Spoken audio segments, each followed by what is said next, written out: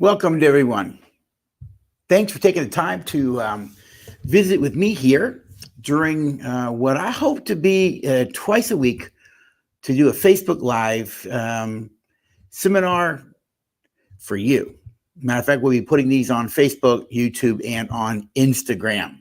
So I'm looking forward to informing, inspiring, and just helping you become the best version of you that you can be. You know, I believe that in all of us, we all have a purpose, we all have value, we all matter, and particularly to God.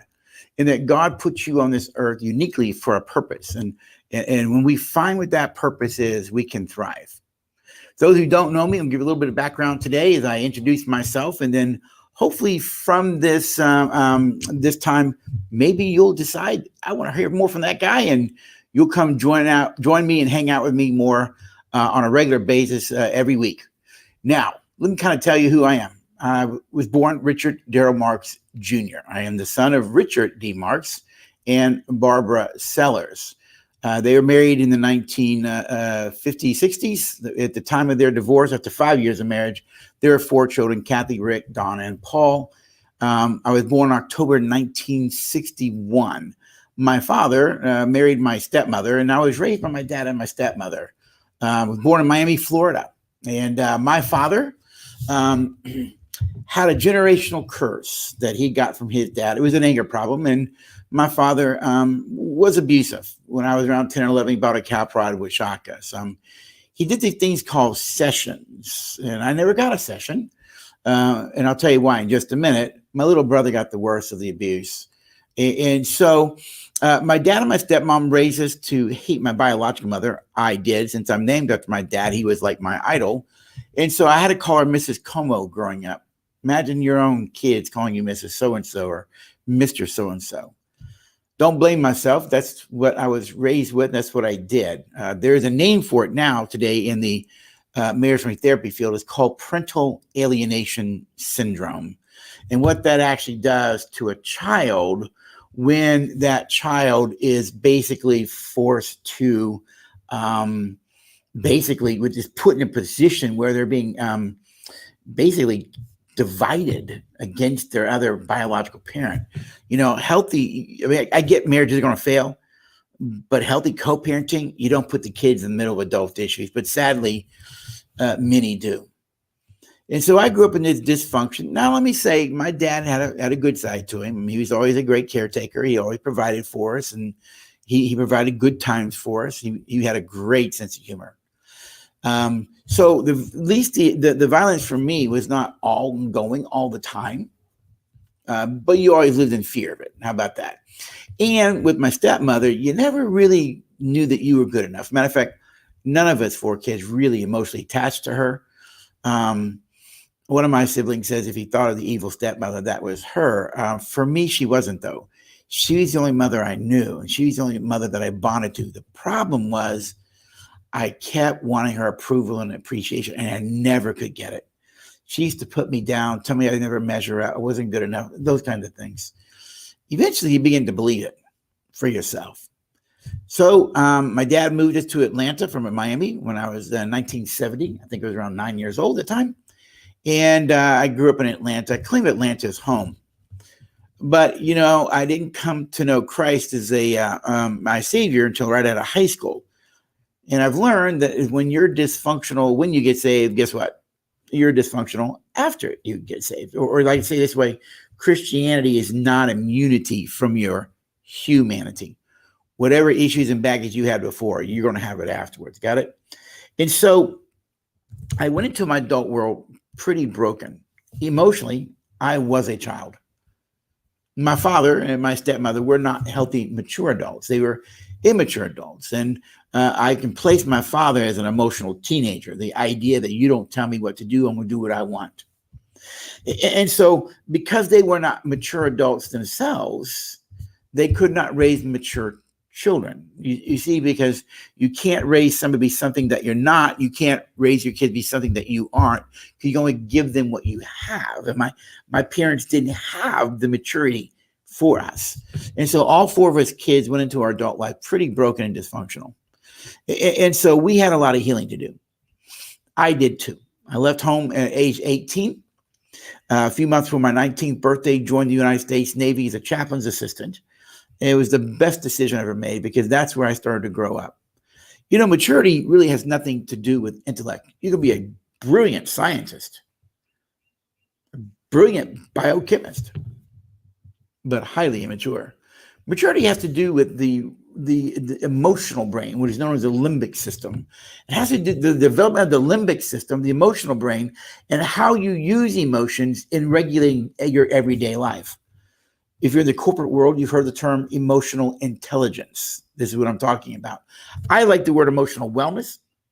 There are some books written today that are actually pointing out that the United States of America, the West in particular, but the U.S., is an adolescent nation at the emotional level.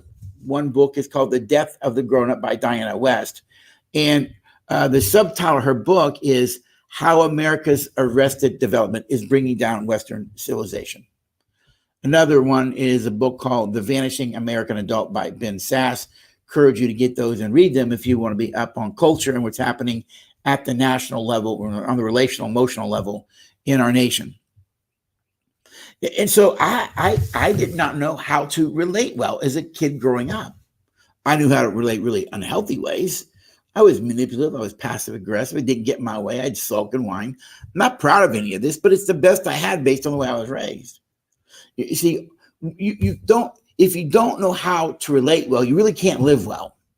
In order to live well, you got to be able to relate well.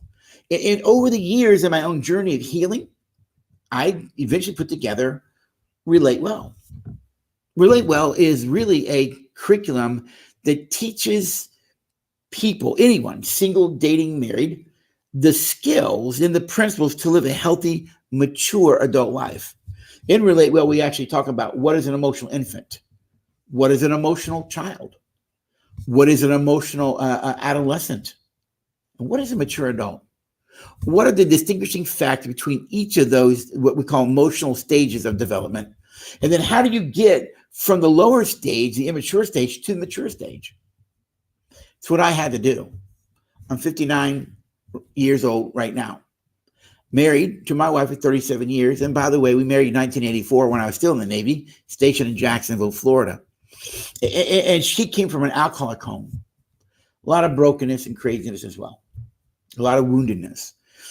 Where she found her refuge in the church, I found my refuge really nowhere. I was always looking for something, for someone to fill the emotional void in my life, that hole in my heart. Luella did it too, but she did it through more religiosity. When I was doing my doctoral work, I wrote a doctoral paper on what's known as religious addiction. And it's a fascinating construct to think that people become religiously addicted to the feelings, the neurochemicals in your brain that you get through the religious process. It's not really a strong faith. It's more of a spirituality centered on emotional reactions, how you feel. We both were pretty immature. We both had a lot of growing up to do. So at 37 years of marriage, we have a pretty healthy marriage. We have 3 phenomenal adult children. And I have, because my wife said so, become more of the adult than I've ever been. And I'm grateful for that. Am I where I want to be? No, not really. Am I where I used to be? No. And I'm grateful for that. And so I left home pretty broken and mature, and I had to go into my adult world. And there in the Navy, I began to have to deal with parts of myself. When I got married, I really had to deal with parts of myself. And that's when I realized that if I don't change and transform my life, I'm not going to be able to pass on to my kids maturity, to live a healthy, mature way in order to have healthy, mature relationships. The essence of everything is relationships. You have relationships at work, you have relationships with your neighbor, you have relationships in a marriage, you have relationships in family, with your children, aunts, uncles, parents, or you don't. You can't get away from relationships. You'll develop relationships with people that you go to at a grocery store that you see on a regular basis. That's a form of a relationship. And what I realized was I didn't know how to do relationships. But here's what I learned. if I don't know how to do relationships, it's because I don't know how to relate well. But I never learned how to relate well because I never saw it modeled for me. I never had the skills and the principles and the tools to get there. And so 1994 is when everything changed for me. And I decided that I was going to become the man that earns the right to comfort his wife and love her well. I wasn't that guy initially. I did love her, but I didn't know how to love well. But you can't love well if you don't know how to relate well, because in order to love well, you got to be able to relate well. People forget that love is one thing, but love expresses itself in relationship. In the essence of whether you love someone isn't that you love them, it's in how you treat them. Relationship. And I love the well, but I don't know how to treat her well. Why? Too broken and wounded. You know, and I live for a principle. And the principle that I live for in all relationships is the idea of us. Us wins, you both win. Us loses, you both lose. It takes two to make an us and just one to kill it. And I learned that I need to quit living for me, which is what immature people do. And I need to start learning to live for us. And when us wins, you both will win. And when us loses, you both will lose. And by the way, it takes two to make an us and only one to kill it. And so we both had to start to value us more than ourselves. In that journey, I came across different teachers and mentors. Some came up to my life and invested in me personally. Some did it without even knowing they were doing it. One of my great teachers and mentors was Dr. Lori Gordon. Lori I met in 2000, 21 years ago. I was sitting through a training of hers, learning healthy relationship skills, and I was going to become this great counselor and use her material. In the midst of the work, though, of her, I began to realize she was very biblically sound. She was Jewish, and her husband was a rabbi, Morris Gordon. Phenomenal people. Love them to this day. Both have died and passed on. But the influence of Lori Gordon in my life still stands today. She was one of my great teachers and great mentors. Morris was a great encourager to me, her husband, Rabbi Gordon. There are men like Dr. Jerry Mangadzi, who I worked with in Texas in graduate school. And Jerry taught me about the link between the spiritual world and the real world, the mental health world, the psychological world. What happens in the natural and the supernatural. He taught me about how the brain works and trauma as we work with severely abused patients who are multiple personality disorder, now known as dissociative identity disorder. Dr. David Ferguson, who I've never worked with directly, but have been influenced by his work since 1992. And David's work was profound, and that David's work taught me about how the brain attaches and bonds through the meeting of needs. And what those 10 relational needs are, they're hardwired into the emotional brain. Lori then took that thinking and put it on steroids in a much significantly more meaningful way. But David's work is still an influence in my life to this day. It is one of the core ways in which I conceptualize the world and how relationships function and how they operate. David's work has gone around the world, and his work is cross-denominational. He was a pastor turned counselor. You can learn more about his work at greatcommandmentnetwork.org. And so these were some of the influences. Of course, there were others. But these were some of the major influences in my life. As I began to ask questions and learn. Here's the biggest thing. I had to look in the mirror. Yeah, I did. I had to look in the mirror. Came up with a phrase for myself. Quit looking out the window and look in the mirror. Looking out the window, I can look beyond me and see all the other things that are out there, never having to focus on me. But I learned it took a lot of courage to look in the mirror and ask yourself, what am I doing? What could I be doing different? What do I need to do? I'm glad I made the decision and had the courage to do that. My great motivation was I did not want to pass on a generational curse of brokenness, of dysfunction, those kind of things to my children and to the world or to myself. And so I learned a lot of things along the way. And some of the things that I learned, I want to share today. Truths that I learned that have helped me to become a much better person, to love well. Now, let me say this to you. Along that journey, I've made mistakes. Sure you do. You're a work in progress, right? And in so doing, I learned that some people will stick with you and some people won't. Some people will like the change and some people won't. Some people won't like your transformation. Some people won't like your brokenness. They'll take it personal. But here's what I learned. The Lord will never leave you nor forsake you. But what I have found is family will and Christian friends will. They will. If you seek to transform your life and change, you may find that some of the people you thought were friends in your life really aren't friends. They were friends because they agreed with you and you agreed with them. You had a like-minded. But the moment you start to think differently, they won't be there anymore. And let me say this to you. That's okay. Because you need to follow in the path that you become the best version of you. See, in you that God has, he wants to bring the person that he wants out of you. And not everybody's going to like that person. You might change some of your thinking or understanding of the world. You might have to set boundaries with people. You might even call some people out. And those things aren't tolerated today. If you want to grow, but keep it quiet and keep it to yourself, but don't let what you do affect other people, good or bad. So I made choices along the way. Some I regret, some I don't. One thing for sure is one thing I had to learn. One thing I learned growing up in my home was I was not allowed to have a voice. Wasn't allowed to have a voice. If I said I like this, why do you have to be that way? Well, that's a dumb idea. I was always put down for thinking on my own, so I learned not to think. I learned to give up thinking and just conform.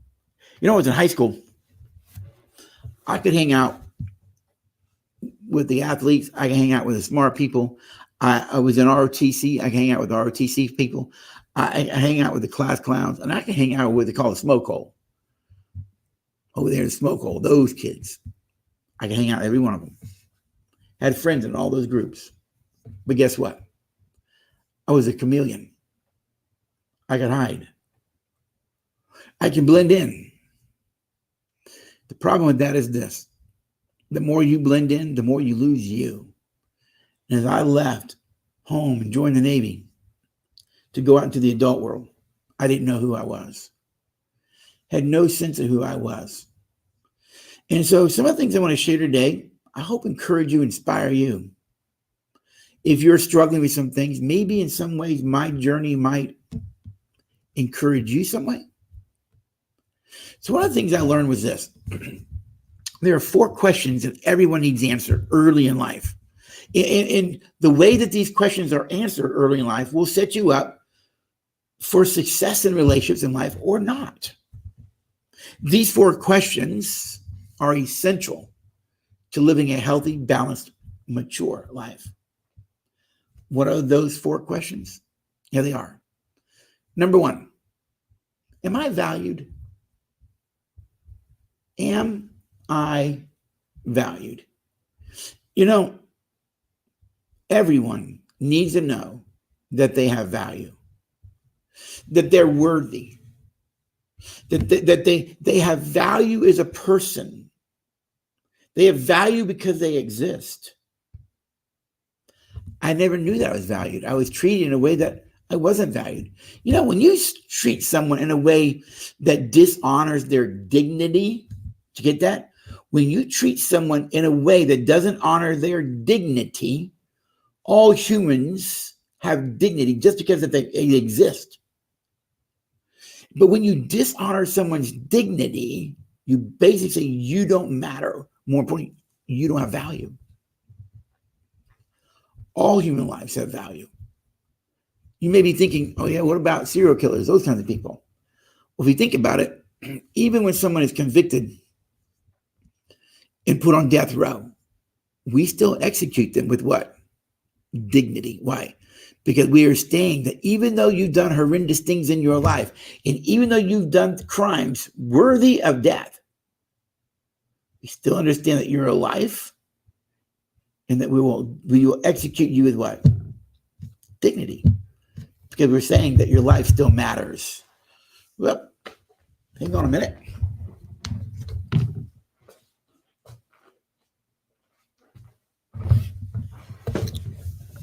They can edit that out right there. They can edit that out. So I'm going to pause and we'll pick it back up. All right. We even execute people with dignity. Why? Well, really, because they're human. They have a right to exist, even though they committed crimes. Whenever you send a message to someone that they lack value and they begin to believe it, many will live in such a way that they don't have value, or many will become an overachiever and strive to prove that they have value, which is what I did. The second question that we're all looking forward to having answered is, do I matter? Do I matter? Not just do I have value, do I matter? Do my thoughts matter? Do my feelings matter? Do my hurts matter? Do my joys matter? Does what happened to me by that person matter to you? You know, if I matter, then I know for a fact that I have value. Do I matter? And when you treat someone in a way that sends them a message, you don't matter, don't complain about what you get when they walk out of your life. Because why would you want to stay in a relationship with someone that sends you the message, you don't value me and you don't matter? But here's the problem. As a child, we're supposed to send the message as parents. You have value. You matter. When you disregard your kids, invalidate them, negate them, put sports in front of your children, or tell them to suck it up and get over it when they're hurting, just sends a message they don't matter, that being hurt doesn't matter, which lets them know that they don't have value to you. The third question we all need is, am I loved and am I lovable? We all need to know that we're loved. We all need to know that we're lovable. Get it? We need to know that we're loved. The way you treat me lets me know whether I'm lovable or not. The way you treat me lets me know whether you love me or not. And if you treat a person in a way that discounts them, disregards them on a regular basis, they're going to walk out of your life. It's real simple. It's not rocket science. Never send the message that you're not loved and that you're not lovable. I always want my kids to know that they were lovable and that they were greatly loved, that they had value and that they mattered to me. If they matter to me, that means if I take the time to listen to them, hear their hurts. And the fourth question we all need answered is, do I have a purpose? Do I have a purpose? In other words, am I on this planet to just exist? Or was I put here to do something? Was I put here because I have a purpose to fulfill? Some people just exist. They don't believe they have a purpose, right? Sadly, when you believe that, many people become depressed, have all kinds of psychiatric problems. They just exist. And some will kill themselves. But if you believe you have a purpose and you know that purpose and you pursue it, you're getting up every day not to just exist. You're getting up for some reason. You see, for me, I am doing my purpose. God has brought me through all kinds of things, Luella through all kinds of things, and we are now using our story of healing and redemption for the benefit of others.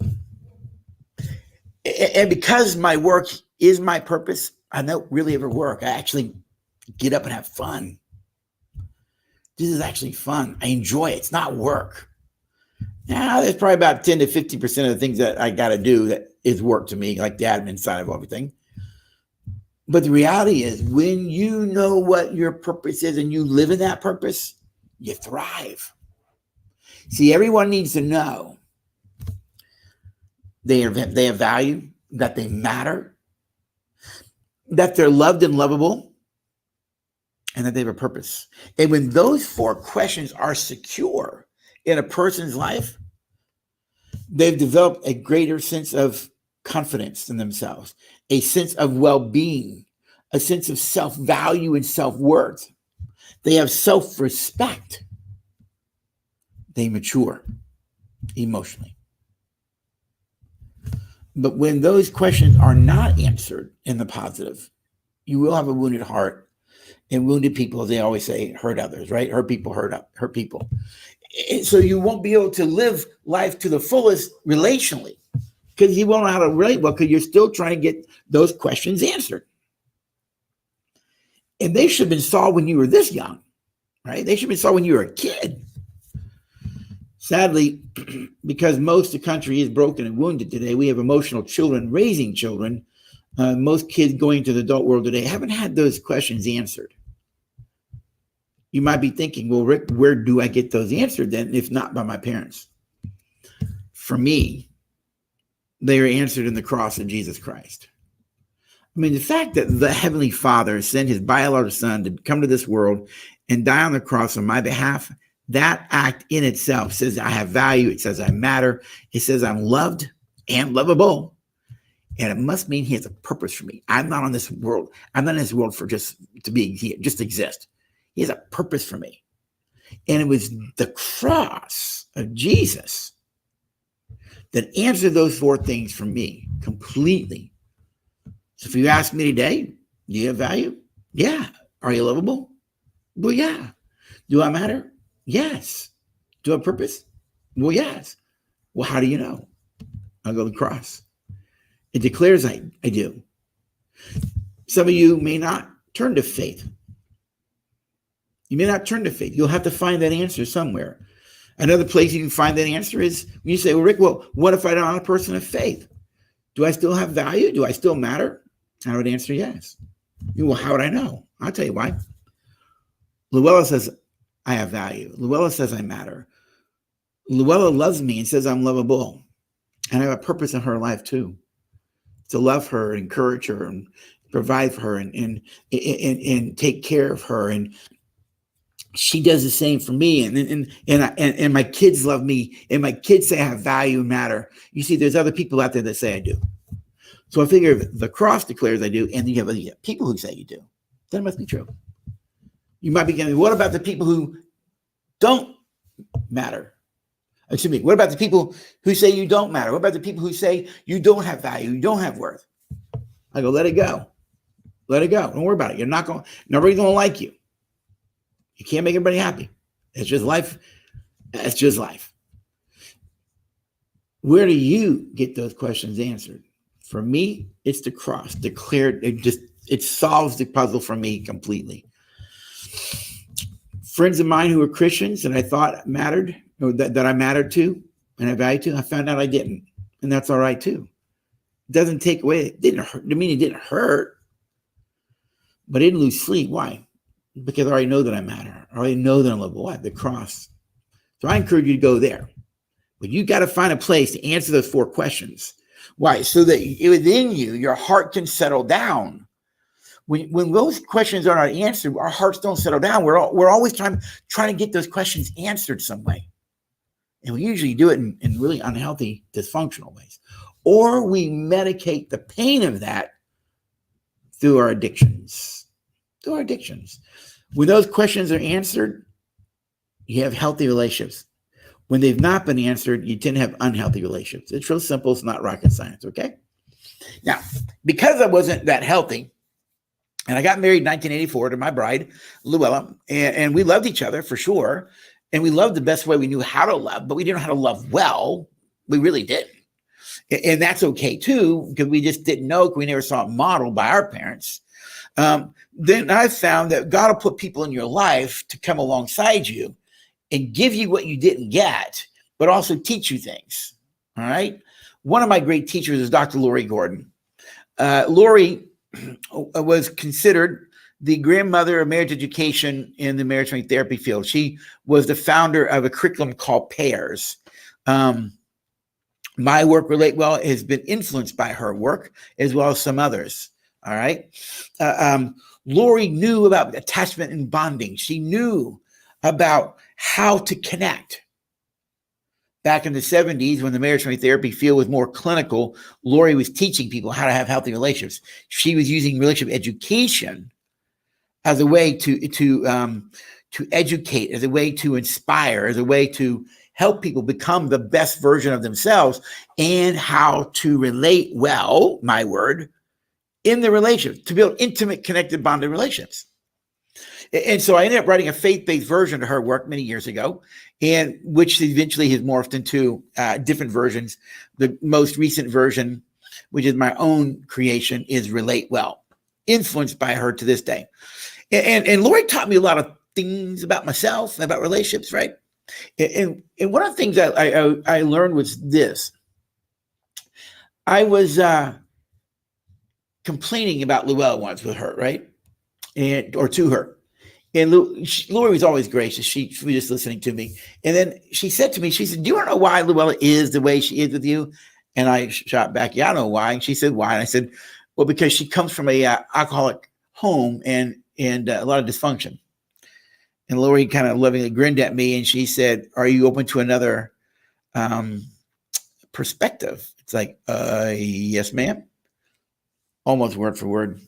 She said, Rick, have you considered the possibility that Luella is the way she is with you because of how you are, listen to this phrase, as a way of being? As a way of being. What would you expect her to do, Rick? Look at what you do. Listen to this phrase. Rick, you trained her to be that way. You taught her to be that way. You know, that's a novel idea that we can actually create in others how they are around us by how we are as a way of being. And I realized she wasn't wrong about that. She's actually right. We teach people how to be around us. We actually do. We teach people how to be around us. Now I'm in a place of humility. And I said to her, then how do I untrain her? She said, simple. Change who you are as a way of being and you'll untrain her. Interesting. All I had to do is change who I was as a way of being. Now, Dr. Phil says it a little bit simpler. Dr. Phil says we teach people how to be around us. He's absolutely right. It's what Lori was telling me years ago. And so I began to change who I was as a way of being, and slowly I untrained her. It was a great lesson for me. But I learned this as well. Most of us are not self-aware enough to know how we are as a way of being. We know how we think we are, but we don't know how we are. So I came up with a phrase for myself from my teaching from Lori. And this is a phrase. The way that I think I come across is not the way that I do come across. The way that I think I'm being experienced is not the way that I am being experienced. And what people do is they tend to defend how they think they are or believe they are. But in the end, it's how you are that matters, not how you think you are. People experience us very differently than we believe we're being experienced. And here's the great trick of maturity. Mature people are so self-aware of how they come across, the way they do come across is congruent. It's incongruent that creates the problem. When I think I'm one way, but I'm really another. Maturity allows those to be congruent. That was a great insight for me, which meant I had to start becoming more self-aware of who I was, how I was coming across. No, I needed a way to do that. I didn't know how. And then it hit me. How do I know what I look like? How do you know what you look like? Most people would say, well, Rick, you know what you look like by a mirror. And I go, no, not really. And I can prove it because you know what you look like also by a blacked out iPad screen, or you know what you look like by a car door, a glass door, a window. It can show you, water can show you what you look like. Then I ask the question, well, how do you know what you look like? And you go, oh, it's by reflection. Exactly. All of those are just tools that reflect. So it's reflection that shows me what I look like. So think this through with me. How would I know how I am as a way of being in a moment? How would I know how I am as a way of being in a moment? That's also by reflection. That's also by reflection. You go, what? Think of it this way. How I am as a way of being in a moment is going to be reflected in Luella's body, her eyes, how her body looks. If I began to watch to see if she looked away, if she began to become a little more submissive in her body language or more fear-based, I began to watch her body language because her body language was reflecting who I'm being in a moment. People reflect who we are. You yell and scream, it's going to be reflected in your kids. If you're being manipulated, it's going to be reflected in them because they are reflecting who you're being. So here's what I learned. I started using people as a reflection of me. And if I started noticing that they were shutting down or becoming a little more angry or whatever, I would stop and go, hey, 1 minute. How am I coming across right now? Get that question? How am I coming across right now? And they might say, manipulative. I don't want to hear that.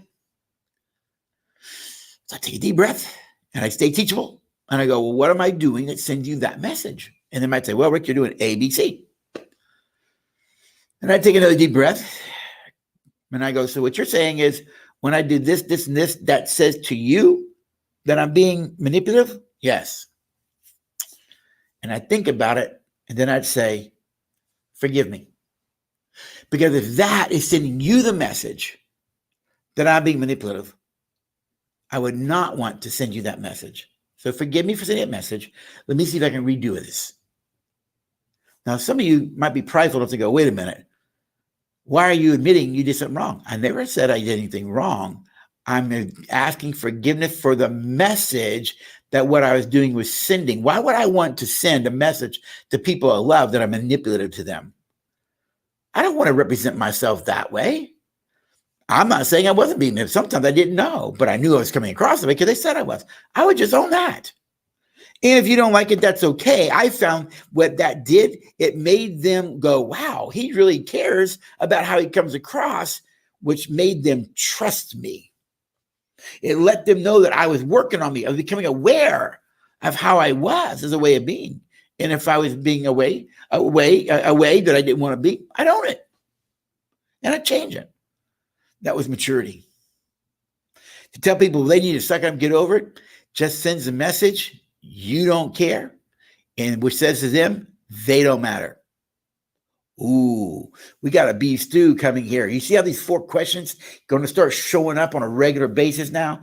Because everything you do says whether a person is valued, whether they're loved and lovable, and whether they matter to you. And if you want to keep living in such a way that sends that message, feel free. You know, love would never send the message that you don't have value, you don't matter. But how you treat people, how you are as a way of being around people will send that message or not. And you get to decide which way you want to be. So that was one of the things I learned. The way I think I come across is not the way I do come across. The way I think I'm being experienced is not the way I am being experienced. Maybe I need to become teachable, have enough self-awareness to know how I'm coming across, and then watch others to see how they're reflecting me. For those in the faith community, it's real simple. It's love has a tone to it. Well, how would you come up with that, Rick? Love has a tone to it. Simple. When the scripture says speak the truth in love, the focus is not on speaking the truth. The focus is on how you are speaking the truth. It's speaking the truth in love that matters. Not that you speak the truth. Pharisees and legalists speak the truth. They just do it not in love. And when you speak your truth not in love, that's between you and God because that's a sin. But how would you know if someone's speaking the truth in love? Body language and tone. T-O-N-E. Yes, love has a tone to it. It's another thing I learned. So I tell people today, mind your tone. But to mind your tongue, you're going to have self-awareness. And so in my journey of healing, 4 words kept emerging from me on how I wanted to be as a way of being. And I like that phrase, as a way of being. I just borrowed that from Lori. It was instrumental for me. I just kind of used that language in myself. So 4 words kept emerging from me on how I wanted to be as a way of being. And we'll do another talk on this later. But I now call these the 4 protectors of a relationship, the 4 protectors of an us. And the 4 words that kept emerging from me of how I wanted to be as a way of being were these: goodwill. Is the way I'm treating you right now, is it goodwill or not? Next is respect. Am I being respectful to you? To respect someone means you honor and value them. To have goodwill towards someone means that whatever I do doesn't seek to hurt you, harm you, put you down, or negate you. But when you do something that hurts someone, puts them down, or it negates them, whatever it is you do, there's ill will. Love never treats people with ill will. Hang on, I got to do the light thing again.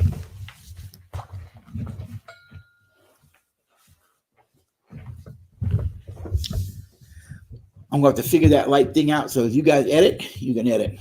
So those who are watching live right now, I'm filming a video, and we'll be editing these to make these and put these out on the internet at some point. So a little bit of a pause, and we'll pick it back up for the editors.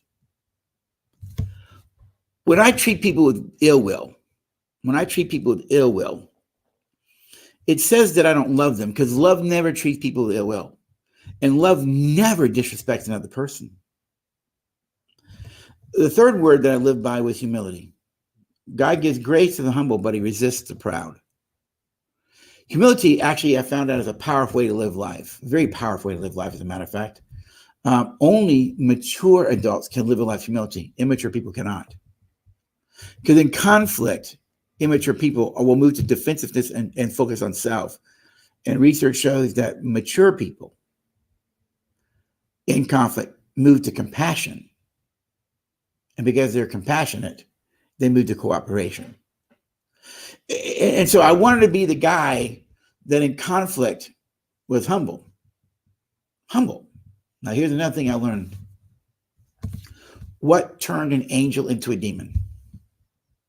Simple. It was pride. Just pride. When Lucifer said, I'm going to sit on your throne, that was pride. Pride is what turned an angel into a demon. And think about it. Whenever you live in pride, you are in the realm of the demonic. Because pride is the realm of the demonic. Humility is the realm of the angels. Is it any wonder why God gives grace to the humble and resists the proud? Because the pride is the realm of the demonic, and God resists the demonic realm. And we get to choose day by day, do I want to operate in humility or pride? You know, you can't live in goodwill and respect without humility. And the 4th word that kept emerging from me was the word empathy. Empathy. We know that empathy is like stepping in somebody else's shoes and feeling what they feel, but I'm going to say it this way. Empathy is when, no matter what I do or what you do or say, I'll always send the message that I care. I will never do anything that says to you, I don't care. Because when you empathize with someone, you say they matter. You say that what they think and feel, you care. Don't ask me if I agree.